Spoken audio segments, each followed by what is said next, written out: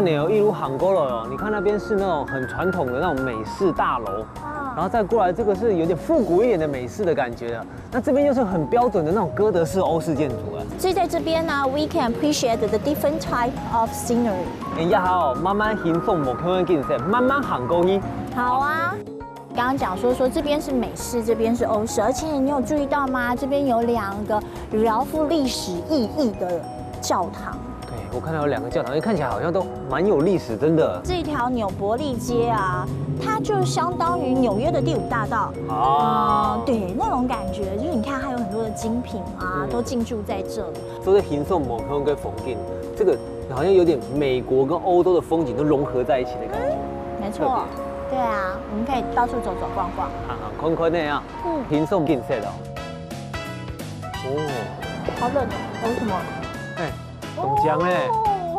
这个也可以 appreciate 吧？看不到看不到看不到，哎呦啊，欣赏安东某看个景色的哦。我感觉你肚子是不是饿了？我现在想要 appreciate 美食，我就有听到咕咕咕的声音呢。请你不要讲出来好吗？这样很尴尬。那我们是不是要找一点比较在地的东西来吃啊？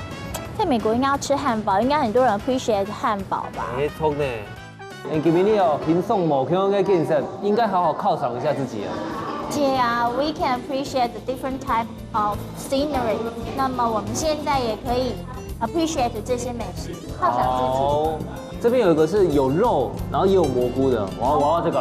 我也要这个，而且它可以另外再加培根，完美。哇，你整个一次满足哎！这就是我目前最 appreciate 的餐桌风景。哦，好，那就这样交给你了。好，没问题。